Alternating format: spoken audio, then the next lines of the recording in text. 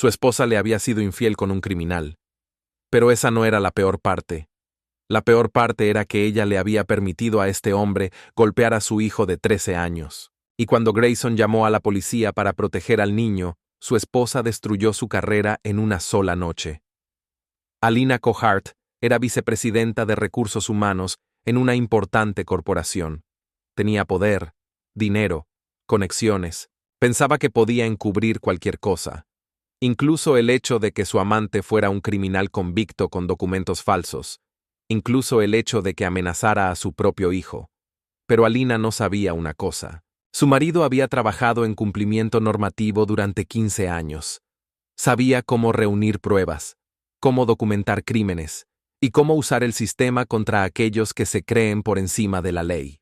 Estaba sentado en su oficina, absorto en informes, cuando todo comenzó.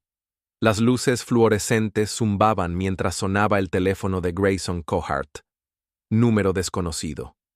Dudó, su dedo sobre el botón de rechazar. Después de 3 días de silencio de su esposa, nada bueno venía de las llamadas sorpresa. Su escritorio, sepultado en informes de cumplimiento, parecía una broma cruel mientras su vida personal se desmoronaba. Señor Cohart, soy Janet Rodríguez, la mamá de Tommy, de la clase de Ellie. Su hijo está en el Hospital Presbiteriano St. Joseph. No pudieron localizarlo. El hielo inundó sus venas, extendiéndose desde su pecho hasta las puntas de sus dedos como nitrógeno líquido. El informe de cumplimiento que había estado revisando, irónicamente sobre protocolos de seguridad, se volvió borroso mientras su visión se estrechaba. ¿Qué pasó?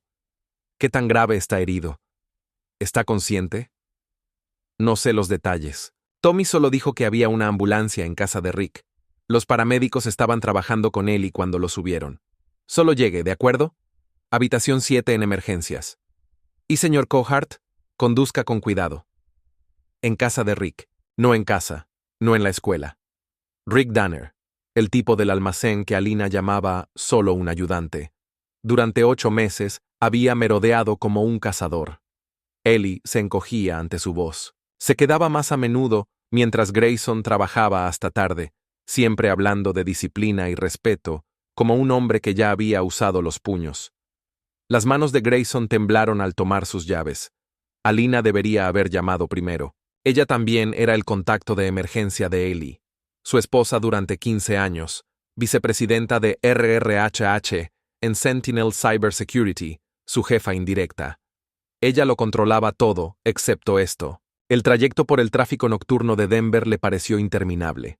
Los semáforos en rojo se extendían como instrumentos de tortura diseñados por algún ingeniero de tráfico malévolo. Llamó a Alina 3 veces. Cada llamada fue directamente al buzón de voz.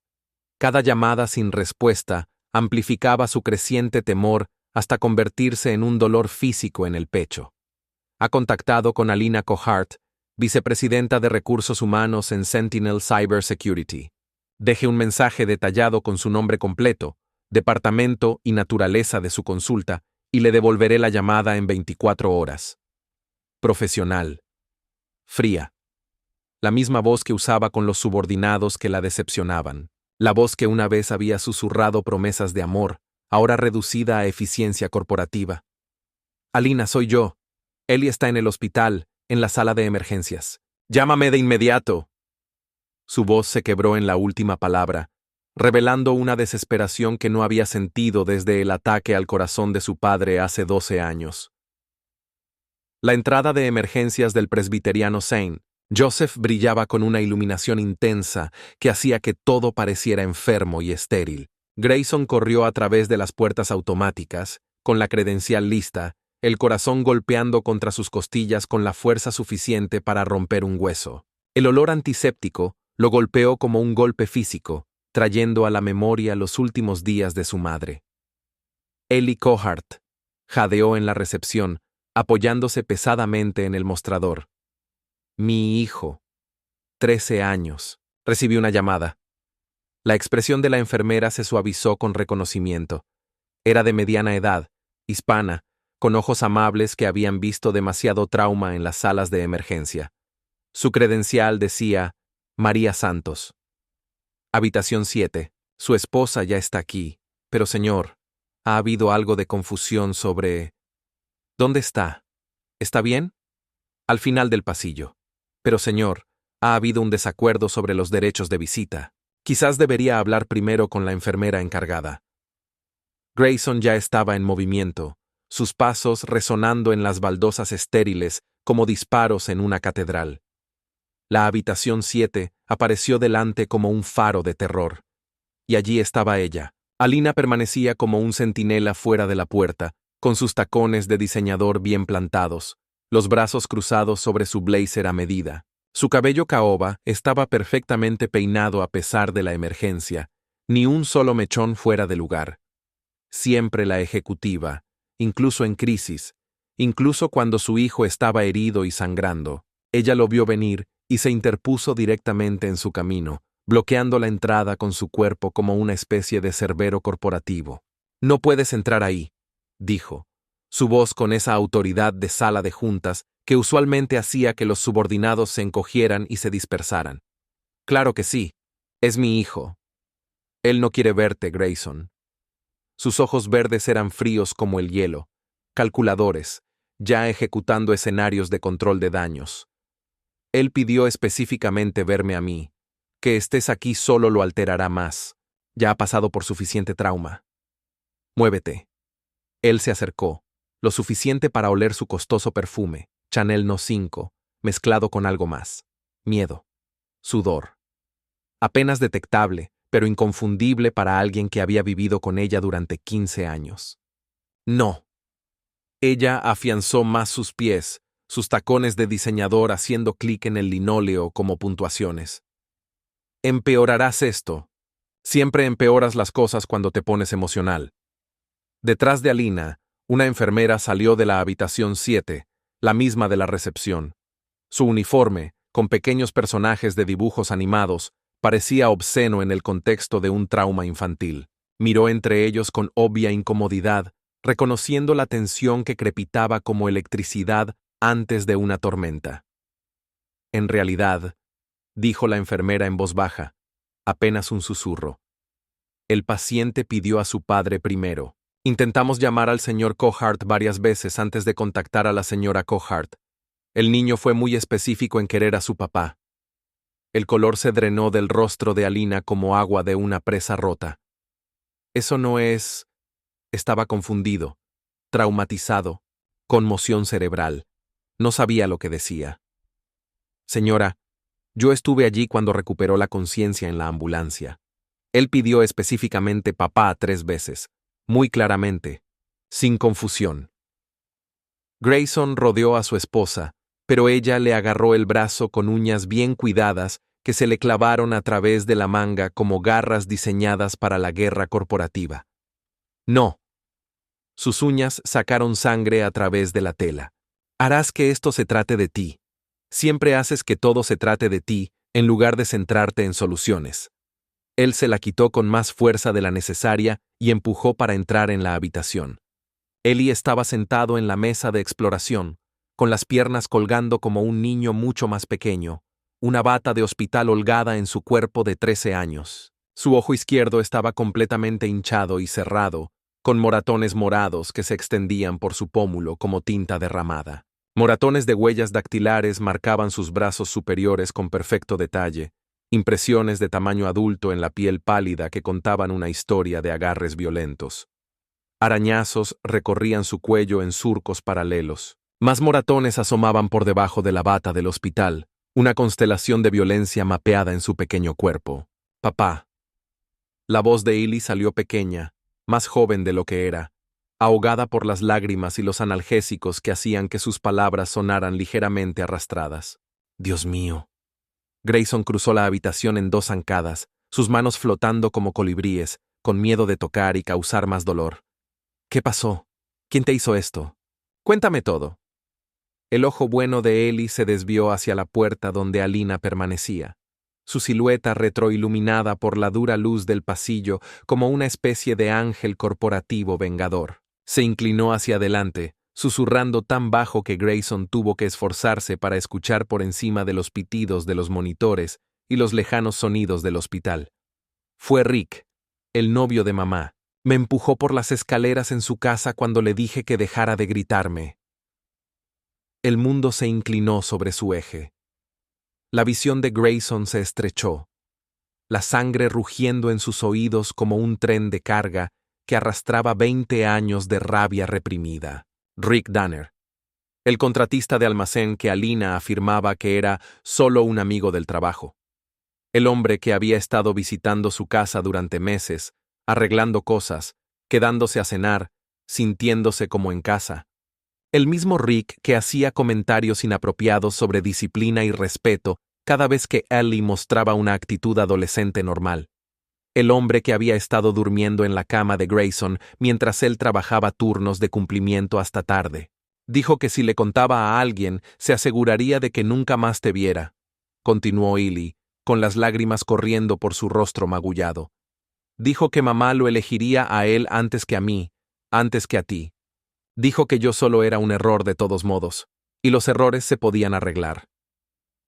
Las manos de Grayson se cerraron en puños, los tendones tensos como cables de acero bajo presión. 20 años de cumplimiento corporativo, siguiendo procedimientos, manteniendo la calma bajo presión, soluciones diplomáticas a conflictos laborales, todo se evaporó como el vapor del agua hirviendo. Se puso de pie y se giró hacia la puerta donde esperaba su esposa. Alina volvió a bloquearle el paso, pero su expresión había cambiado. Había desaparecido la autoridad corporativa. Ahora parecía genuinamente asustada, sus pupilas dilatadas por un miedo que nada tenía que ver con la condición de su hijo. ¿A dónde vas? ¿A buscar a Rick? No puedes. Solo piensa en esto racionalmente. Si haces algo estúpido, lo perderás todo. Tu trabajo, tu reputación, cualquier posibilidad de acuerdos de custodia. ¿Custodia? La palabra salió como una maldición, cargada con 15 años de resentimiento acumulado. Nuestro hijo está ahí tirado, golpeado por tu novio, y ya estás pensando en acuerdos de custodia. Estoy pensando en nuestra familia, en el control de daños, en mantener esto contenido. ¿Qué familia? Lo elegiste a él en lugar de a nosotros hace meses, cuando empezaste a escabullirte. Él la pasó por alto y salió al pasillo, sacando su teléfono. Sus dedos estaban firmes ahora, decididos, guiados por una capacitación de cumplimiento que exigía documentación y procedimientos adecuados. 911, Policía de Denver. Necesito reportar un incidente de abuso infantil en el Hospital Presbiteriano St. Joseph. Habitación 7. Mi hijo de 13 años fue agredido físicamente por el novio de mi esposa, Rick Danner. El rostro de Alina se puso blanco como porcelana. Ella intentó arrebatarle el teléfono con garras desesperadas. Grayson, cuelga. Podemos manejar esto en privado. Piensa en la compañía. Piensa en lo que esto significa para nuestras carreras. La dirección es 1375 East 19th Avenue. Continuó por teléfono, alejándose de las manos que intentaban alcanzarlo. Sí, esperaré a los oficiales. El perpetrador es Richard Danner, hombre blanco, aproximadamente 36 años. Tiene llaves de nuestra casa familiar y acceso sin supervisión continua a la víctima. No entiendes lo que estás haciendo, siseó Alina, acercándose lo suficiente para que otras personas en el pasillo no pudieran escuchar. Esto destruirá todo lo que hemos construido. Todo. Rick lo negará todo, y se convertirá en una situación de él dijo, ella dijo. Bien, Rick lo negará todo. Es su palabra contra la de Ellie, y Ellie es solo un niño confundido que ha pasado por un trauma. Ningún jurado. ¿Ya estás planeando su estrategia de defensa? La pregunta le cayó a Alina como un golpe físico directo, un impacto brutal que la dejó sin aliento. Ella retrocedió instintivamente, con una expresión de pánico en el rostro, dándose cuenta con una claridad dolorosa de lo que, sin querer, había revelado sobre sus verdaderas prioridades. Su objetivo principal era proteger a Rick, el agresor, en 1900, lugar de buscar justicia para su propio hijo, Ellie. El silencio en el pasillo se llenó de la tensión de ese momento, la verdad expuesta. La primera patrulla de la policía llegó en un tiempo sorprendentemente corto, apenas 8 minutos, su presencia discreta pero inconfundible. Inmediatamente después, Una segunda unidad se sumó a la escena, consolidando la seriedad de la situación. El oficial Martínez, un hombre corpulento y metódico, con ojos amables y observadores detrás de unas gafas de montura metálica, asumió el control. Se acercó a Ellie y comenzó a tomar su declaración con calma y profesionalidad. Mientras tanto, una oficial mujer, identificada como Thompson, fotografiaba meticulosamente las heridas de Ellie con una precisión clínica, capturando cada detalle con su cámara. Cada flash de la cámara parecía iluminar otro moretón, otra marca de violencia en el frágil cuerpo del niño, construyendo un registro visual irrefutable que hablaría por sí mismo. Grayson observó, con una mezcla de dolor y una creciente furia, cómo la fachada cuidadosamente construida de su esposa se desmoronaba ante sus ojos, como una demolición controlada que revelaba las grietas ocultas. Ella intentaba, desesperadamente, explicar por qué no había llamado a la policía ella misma al principio, por qué había estado en el apartamento de Rick en lugar de en casa de su propio hijo, y, lo más grave, por qué había impedido que el personal médico contactara al padre de Ellie en un momento tan crítico. Sus explicaciones eran débiles, inconsistentes. «Fue un accidente», insistió Alina, su voz subiendo de tono con cada repetición, casi como un mantra que esperaba que, al decirlo suficientes veces, se convirtiera en realidad. Rick estaba ayudando a Ellie con su bicicleta en el garaje. Los niños se caen todo el tiempo. Ya sabes lo torpes que pueden ser los adolescentes cuando están creciendo, cómo pueden perder el equilibrio fácilmente. Su argumento carecía de convicción, incluso para ella misma. El oficial Martínez, con una expresión visiblemente escéptica, levantó la vista de su libreta, deteniendo sus anotaciones. «Señora», comenzó, su voz era neutral pero firme, «estas lesiones son consistentes con un contacto forzado, no con un simple accidente de bicicleta. Los patrones de los moretones sugieren un trauma manual, es decir, alguien agarrando y empujando con una fuerza significativa. Además, los arañazos que presenta parecen ser defensivos, como si el niño intentara protegerse». La frialdad de sus palabras desmontaba metódicamente la débil explicación de Alina. «Quiero que se interrogue a Rick Danner de inmediato», dijo Grayson, su voz firme a pesar de la rabia que ardía en su pecho. «Tiene las llaves de nuestra casa, acceso irrestricto a mi hijo, y basándome en lo que veo aquí, un historial de violencia que mi esposa aparentemente conocía. Localizaremos al señor Danner para interrogarlo», le aseguró Martínez, tomando notas detalladas. «También se deberá notificar a los Servicios de Protección Infantil, CPS, sobre el posible peligro continuo». El acrónimo golpeó a Alina como un golpe físico en el plexo solar. Servicios de Protección Infantil. Su perfecta imagen corporativa, su ascenso en Sentinel, su cuidadosamente curada presencia en redes sociales, mostrando a la exitosa ejecutiva madre, todo ello ahora bajo el escrutinio del gobierno. «Eso no es necesario», dijo rápidamente, la desesperación infiltrándose en su voz profesional. «Fue un incidente aislado, un accidente. Podemos manejar esto en privado a través de terapia familiar. Señora, cada vez que un niño presenta lesiones de esta naturaleza, la intervención de CPS es obligatoria», explicó la oficial Thompson con paciencia burocrática. «Especialmente cuando hay preocupaciones sobre el acceso continuo de figuras no parentales». Mientras los oficiales terminaban sus informes, Grayson se sentó junto a Ellie, sosteniendo su mano ilesa. Su hijo parecía tan pequeño contra las sábanas blancas del hospital, vulnerable de una manera que hacía que el pecho de Grayson doliera con una furia protectora. «Debería haberte dicho antes», susurró Ellie, sus palabras ligeramente arrastradas por los analgésicos. «Sobre Rick, sobre lo que me dijo, sobre las otras veces». «¿Otras veces?». Las palabras salieron como fragmentos de hielo. «Me ha agarrado antes, me ha empujado cuando mamá no estaba mirando. Dijo que necesitaba aprender respeto por el nuevo hombre de la casa. Esto no es tu culpa, nada de esto es tu culpa. Dijo que no me creerías, que mamá se aseguraría de que nunca me creyeras porque ella lo necesita más a él que a nosotros». Mientras Grayson miraba a su esposa, acurrucada en la esquina con su teléfono, ya haciendo llamadas de control de daños a su abogado, supo que la Verdadera guerra acababa de comenzar. Alina ya estaba eligiendo bandos, y no era el de ellos. La visita a la sala de emergencias fue el miércoles por la noche. Para el viernes por la mañana, la tarjeta de acceso de Grayson ya no funcionaba en Sentinel Cybersecurity. Estaba de pie en el vestíbulo a las 7:45 am, con el café enfriándose en la mano, viendo a otros empleados pasar sus tarjetas por los torniquetes, mientras la suya emitía un pitido de rechazo tras otro como un despertador roto. 3 intentos, 4, 5. El guardia de seguridad se acercó con un reconocimiento apologético. Frank, un ex-marín que siempre había saludado a Grayson con amables asentimientos. Señor, ¿hay algún problema con su acceso? Mi tarjeta no funciona. ¿Nombre y departamento? Grayson Cohart. Cumplimiento, piso 14. Frank revisó su tableta, frunció el ceño profundamente, luego volvió a revisar como si esperara que la pantalla cambiara.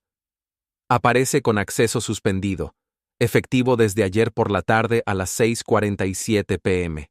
Necesitará hablar con recursos humanos. Recursos humanos. Su esposa de 15 años, ahora sentada en su oficina de la esquina en el piso 15, moviendo los hilos como un titiritero dirigiendo una sinfonía de venganza corporativa. Grayson se guardó su inútil credencial y caminó hacia los ascensores, notando cómo sus compañeros de trabajo de repente encontraban sus teléfonos fascinantes cuando él se acercaba. Las noticias corrían rápido en los entornos corporativos, especialmente cuando involucraban a ejecutivos e informes policiales. El viaje en ascensor se sintió como ascender a su propia ejecución, piso por piso, pasando por departamentos donde había trabajado durante 8 años, pasando por colegas que habían confiado en su experiencia en cumplimiento. Ahora era persona non grata, radioactivo por el escándalo. El piso 14 zumbaba con la energía matutina habitual, pero las conversaciones morían a su paso, como ondas de una piedra lanzada en agua quieta. Personas que conocía desde hacía años de repente desarrollaron un interés urgente en sus pantallas de computadora. La asistente de Alina, Jennifer, parecía incómoda cuando Grayson se acercó a su escritorio fuera de las oficinas ejecutivas con paredes de cristal. Era joven, quizás de 25 años, con la eficiencia ansiosa de alguien que aún estaba subiendo la escalera corporativa y aterrorizada de caer. Ella está en una reunión, dijo Jennifer sin levantar la vista de la pantalla de su computadora, sus dedos tecleando furiosamente en la nada. No, no lo está. Pudo ver a través de las paredes de cristal. Alina estaba sentada sola, tecleando furiosamente, probablemente coordinando el control de daños con asesoría legal y especialistas en gestión de crisis. Pasó por delante del escritorio de Jennifer y abrió la puerta sin llamar, una violación del protocolo corporativo que habría sido impensable hace una semana. Alina levantó la vista, su expresión transicionando de sorpresa a fría calculadora en microsegundos, como una computadora arrancando en modo de defensa. No puedes estar aquí. Mi tarjeta de acceso ha sido desactivada. Suspendida temporalmente, pendiente de investigación. Cerró su portátil deliberadamente. El clic resonó en la oficina estéril como un mazo golpeando madera. ¿Investigación de qué? Ella se recostó en su silla ergonómica, asumiendo la postura ejecutiva que había intimidado a innumerables empleados a lo largo de los años. Espalda recta, manos cruzadas, barbilla ligeramente levantada. Violaciones de protocolo de cumplimiento, incumplimiento de confidencialidad, uso de recursos de la empresa para asuntos personales. Posible robo de información propietaria. Grayson la miró fijamente, reconociendo el lenguaje corporativo pero apenas creyendo la audacia. Estás destruyendo mi carrera porque denuncié a tu novio por herir a nuestro hijo. Estoy protegiendo a esta empresa de la exposición a responsabilidades. Su voz era puramente ejecutiva ahora, sin rastro de la mujer que una vez se había reído de sus chistes, que había llorado en los primeros pasos de Ellie, que había prometido amar y proteger a su familia. Rick Danner nunca fue un empleado. Cualquier acusación contra él afecta negativamente nuestros procedimientos de verificación de antecedentes y crea una posible exposición legal para Sentinel. Él tiene acceso a nuestras oficinas. Tú se lo diste. Pruébalo. El intercomunicador zumbó. La voz de Jennifer, cuidadosamente neutral y profesional.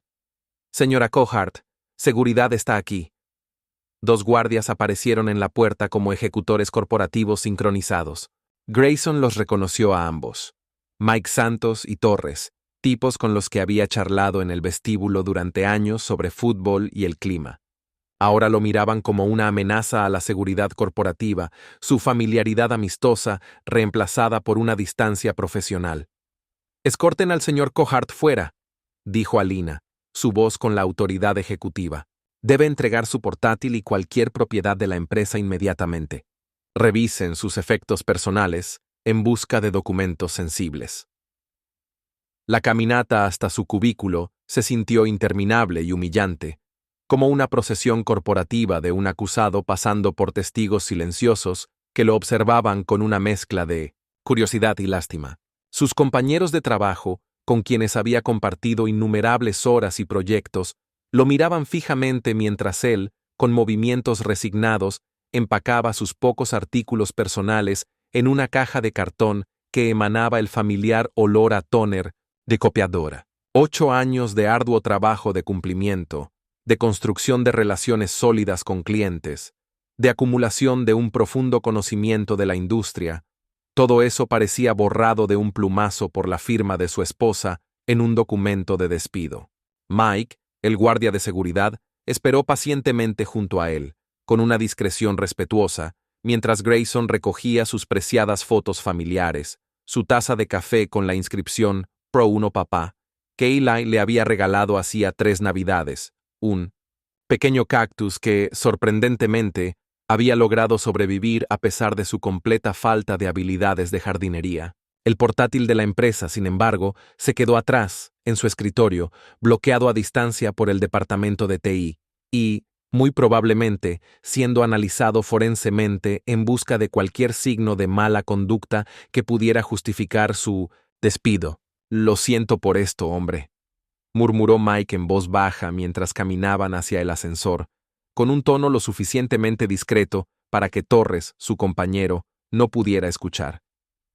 «Se rumorea que estabas tratando de proteger a tu hijo. Solo estoy haciendo mi trabajo, ya sabes». Unos metros más adelante, desde el escritorio de seguridad en el vestíbulo, Frank, el guardia que lo había recibido esa mañana, añadió su propio comentario con un tono de complicidad. «Para que conste, la mayoría de la gente piensa que esto es una tontería. Despedir a un tipo por denunciar abuso infantil, eso simplemente no está bien». Pero la mente de Grayson, a pesar del shock y la humillación, ya estaba trabajando con una claridad inusitada, la capacitación en cumplimiento activándose como la memoria muscular en una situación de crisis. Los oficiales de cumplimiento, por su propia naturaleza, entendían la importancia crítica de la documentación, de los rastros de papel meticulosos y de las cadenas de evidencia irrefutables. Alina, en su arrogancia, pensó que tenía todas las cartas en su mano, que había orquestado una jugada maestra, pero acababa de cometer su primer error fundamental. Las represalias contra los denunciantes eran una actividad protegida por el gobierno federal, y ella, con su prisa por eliminarlo, había creado una línea de tiempo perfecta que vinculaba su despido directamente con su informe policial. Era un error garrafal, un regalo inesperado para un experto en cumplimiento. Esa tarde, llamó a Lydia Knox. Lydia era una ex investigadora federal de ciberseguridad que se había vuelto privada después de exponer la corrupción en su propio departamento. De unos 40 años, tan afilada como una cuchilla de afeitar, con conexiones en todas las fuerzas del orden y una reputación de derribar a criminales corporativos que se creían intocables. Habían trabajado juntos en un caso de fraude financiero 2 años antes, cuando Sentinel había estado investigando posibles malversaciones. Grayson. Su voz sonó sorprendida pero complacida. «Pensé que todavía estabas en Sentinel». «Ya no. Necesito tu ayuda. Consulta profesional». Se reunieron en una cafetería en Lodo, lejos de la sede de Sentinel en el centro y de la cultura de vigilancia corporativa que había infectado su matrimonio. Lydia escuchó sin interrupción mientras Grayson explicaba la situación. Su expresión se oscurecía con cada detalle. «Tu esposa está jugando un juego peligroso», dijo finalmente, removiendo azúcar en su café negro con precisión mecánica. Represalias laborales, peligro para el niño, encubrimiento. Este personaje, Rick, ¿tiene su nombre completo, número de seguridad social, alguna documentación? Rick Danner. Dice ser un contratista de logística de almacenes. Alina procesó su papeleo personalmente. Lidia tomó notas en su teléfono con eficiencia practicada. Haré una verificación de antecedentes profunda a través de bases de datos federales. Si tiene antecedentes, especialmente de violencia, eso fortalece exponencialmente tu caso. ¿Qué hay de la situación laboral? Documenta todo. Línea de tiempo, correos electrónicos, testigos de conversaciones. Tu esposa acaba de crear un rastro en papel que vincula tu suspensión con el incidente de tu hijo. Eso es una represalia de manual que a los fiscales federales les encanta. Ella es inteligente, sin embargo. Habrá cubierto sus huellas. Lidia sonrió con gravedad, la expresión de una cazadora que había encontrado un rastro fresco.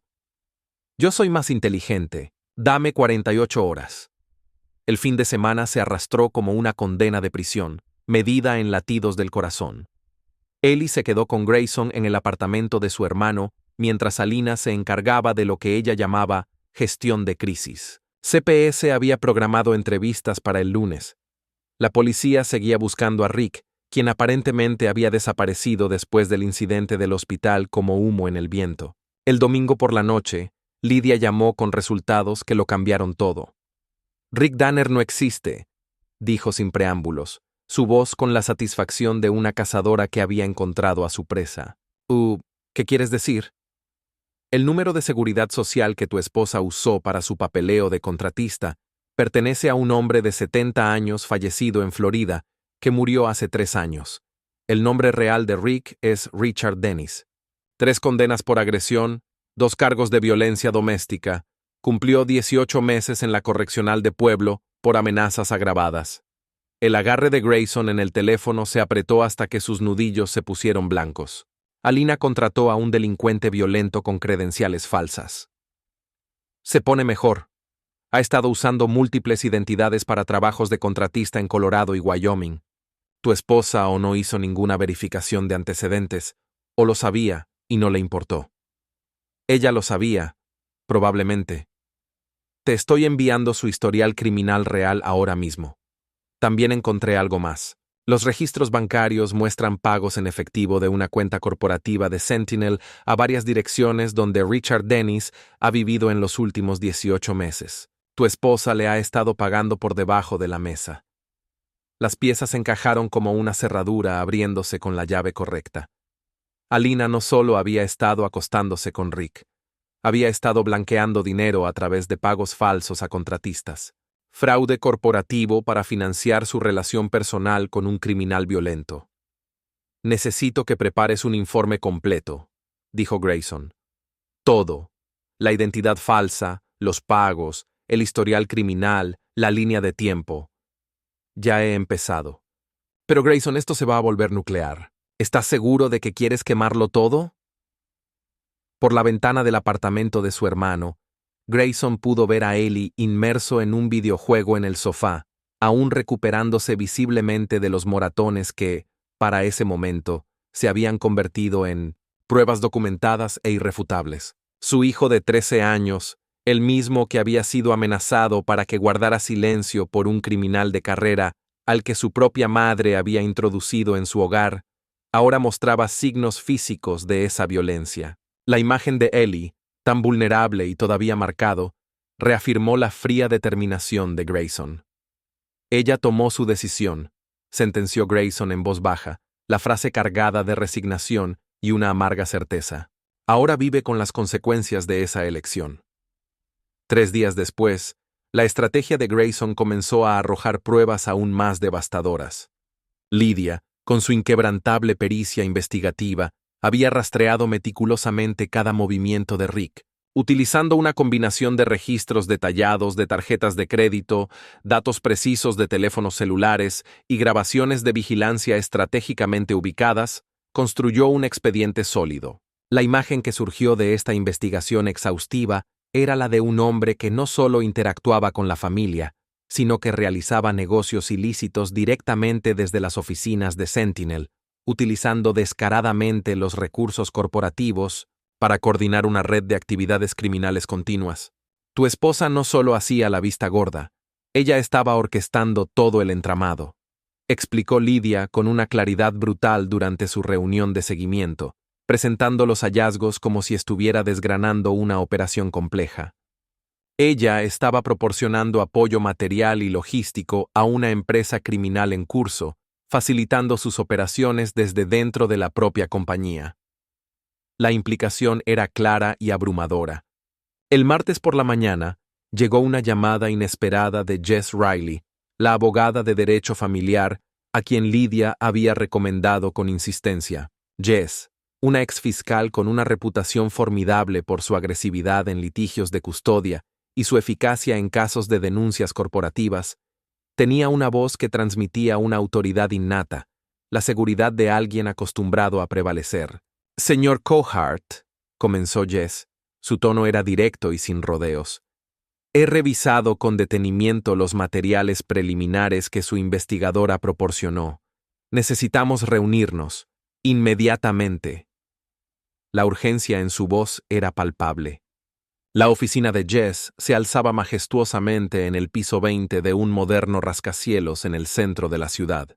Sus paredes de cristal ofrecían vistas panorámicas y espectaculares de las imponentes montañas rocosas, un contraste sereno con la dura realidad de los casos que manejaba. Jess era más joven de lo que Grayson había anticipado, quizás de unos 30 años, con una distintiva mecha plateada en su cabello negro azabache.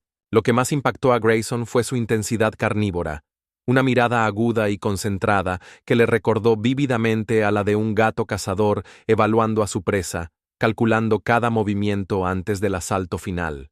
Su esposa cometió varios errores críticos, comenzó, extendiendo documentos sobre la mesa de conferencias como planes de batalla. Las represalias laborales contra una actividad protegida de denunciantes son procesables a nivel federal. Ella lo despidió por denunciar el peligro para un niño. Eso es una demanda de despido injustificado que vale millones. Me importa más proteger a mi hijo. Haremos ambas cosas. Pero necesito que entienda, esto se convierte en una guerra total. Su esposa tiene recursos corporativos, conexiones legales, influencia política a través de los contratos gubernamentales de la empresa. Necesitamos pruebas abrumadoras. Grayson estudió el borrador de la petición de custodia, notando el lenguaje agresivo y las demandas exhaustivas. ¿Qué tipo de pruebas? Pruebas de que ella expuso conscientemente a su hijo al peligro. Documentación de su relación con este personaje, Richard Dennis. Evidencia de que priorizó los intereses personales sobre los deberes parentales. Audio, vídeo, conversaciones grabadas. ¿Cómo conseguimos eso? Jess sonrió fríamente, revelando unos dientes carnívoros perfectos. Con mucho cuidado. El plan de vigilancia se desarrolló durante los días siguientes como una operación militar. Grayson se mudó de nuevo a la casa familiar. Alina se había estado quedando en el apartamento de Rick desde el incidente del hospital. La casa se sentía como un mausoleo, 15 años de matrimonio reducidos a pertenencias divididas y un silencio hostil, pero también proporcionaba acceso a información. La oficina en casa de Alina contenía registros financieros, computadoras personales, correspondencia con la junta directiva de Sentinel. Mientras ella estaba en el trabajo, Grayson fotografió metódicamente todo, siguiendo los procedimientos de la cadena de evidencia que había aprendido en su capacitación de cumplimiento. Extractos bancarios que mostraban misteriosos retiros de efectivo por un total de miles de dólares. Hilos de correo electrónico que discutían irregularidades de contratistas. Mensajes de texto con alguien listado como R en sus contactos. El premio gordo vino del historial del navegador de su portátil. Alina no era experta en tecnología, a pesar de trabajar en una empresa de ciberseguridad. Reutilizaba contraseñas, guardaba credenciales de inicio de sesión y dejaba migas de pan digitales por todas partes, como un rastro de estupidez corporativa. Los antecedentes de cumplimiento de Grayson incluían capacitación en informática forense, habilidades que Alina aparentemente había olvidado durante su matrimonio. Su cuenta de Gmail reveló el alcance completo del encubrimiento, correo tras correo coordinando el control de daños con precisión quirúrgica, mensajes al asesor general de Sentinel sobre la limitación de la exposición, correspondencia con un investigador privado contratado para buscar suciedad en los antecedentes de Grayson. Lo más condenatorio, un hilo con la dirección de correo electrónico real de Rick discutiendo mantener nuestras historias claras y asegurarse de que el niño no hable con nadie más. Grayson, con la precisión y el rigor que le otorgaban sus años en cumplimiento, guardó meticulosamente cada archivo y cada pieza de información en unidades encriptadas, asegurándose de seguir los procedimientos adecuados de la cadena de evidencia, un proceso que garantizaba la integridad y validez legal de los datos. Sin embargo, sabía que solo los documentos, por muy sólidos que fueran, no serían suficientes para el tipo de batalla que se avecinaba. Jess Riley, su abogada, había sido muy clara. Quería audio y video, pruebas en tiempo real que capturaran las verdaderas prioridades de Alina y su proceso de toma de decisiones en el momento presente. Ella necesita revelar su verdadero carácter con sus propias palabras, había explicado la abogada con una franqueza calculada. Haz que hable sobre el incidente, sobre Rick, sobre sus planes a futuro. Deja que se ahorque con su propia soga. La oportunidad que Grayson y su equipo habían estado esperando llegó de una manera inesperada y a la vez predecible, cuando Alina, en un intento de controlar la narrativa y evitar el litigio público, sugirió la mediación. Era una trampa sutil, disfrazada hábilmente de rama de olivo, un intento de aparentar razonabilidad. Necesitamos discutir esto racionalmente, había dicho ella, su voz con una falsa sensatez que no engañaba a Grayson. Luchar en los tribunales no ayuda a nadie a largo plazo. Ellie necesita estabilidad, no más traumas, y el estrés adicional de los procedimientos legales prolongados. Su argumento apelaba a la lógica, pero su subtexto era claro. Quería evitar la exposición. Acordaron reunirse en un lugar neutral, elegido específicamente para generar una sensación de imparcialidad y seguridad, la sala de conferencias de un servicio de mediación ubicado en el centro de la ciudad. El entorno era profesional, las sesiones se grabarían para garantizar la precisión y la protección legal de todos los involucrados, y supuestamente todo sería confidencial. Bajo estas condiciones controladas, Alina se sentiría segura siendo completamente honesta sobre sus verdaderas prioridades y motivaciones. Ella llegó a la sesión acompañada por Rick, lo que, para Grayson, fue una confirmación más de la profundidad de su relación. Grayson no lo había visto en persona desde antes del incidente del hospital, y su presencia ahora era una declaración. Richard Dennis, su nombre real, era un hombre más grande de lo esperado. Medía 1,88 metros, era visiblemente musculoso, y poseía unos ojos muertos, carentes de expresión, junto con cicatrices faciales que sugerían una historia de violencia extensa. Llevaba un traje caro, un intento de proyectar una imagen de respetabilidad, pero este no ocultaba del todo los tatuajes de prisión que se le enroscaban por las manos y el cuello como una hiedra ominosa de encarcelamiento, un recordatorio gráfico de su pasado criminal. «Quisiste hablar», dijo Rick, sentándose en una silla frente a Grayson con una amenaza casual. «Hablemos». La mediadora, una mujer mayor llamada Patricia Hoffman, explicó el proceso con meticulosidad burocrática. Todo se grabaría para mayor precisión y protección legal. Todas las partes habían acordado una negociación de buena fe. Lo que ella no sabía era que el maletín de Grayson contenía equipo de grabación adicional, una cámara de video de alta definición y un micrófono profesional, todo sincronizado con el almacenamiento en la nube en tiempo real. «Creo que podemos resolver esto sin involucrar a los tribunales», comenzó Alina, luciendo pulcra y profesional con ropa de diseñador que probablemente costaba más que el salario mensual de la mayoría de la gente. Ellie ha pasado por un trauma. Necesita que ambos padres trabajen juntos, no que peleen. Necesita estar a salvo, respondió Grayson con calma. Rick se inclinó hacia adelante. los codos sobre la mesa como un cazador estableciendo dominio. El niño está bien. Los chicos se golpean. Parte de crecer en el mundo real. Estaba aterrorizado. Estaba siendo dramático. Sabe cómo manipular el sistema, llamar la atención. La voz de Rick transmitía un desprecio casual que hizo que las manos de Grayson se apretaran bajo la mesa. Niño inteligente, en realidad, más inteligente que su viejo, que no puede ver lo que tiene delante de sus narices. El insulto fue calculado, destinado a provocar una reacción. Grayson mantuvo la calma, dejando que la grabación capturara todo. Empujaste a un niño de 13 años por las escaleras. Accidente. El niño estaba siendo descarado, se me puso en la cara como si fuera el dueño del lugar. Lo aparté. Perdió el equilibrio. Física.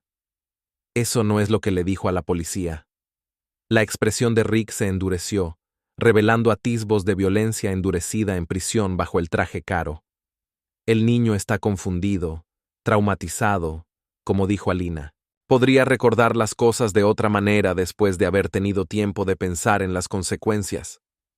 La amenaza era implícita pero clara como el cristal. Grayson mantuvo su expresión neutral mientras catalogaba internamente cada palabra para la grabación.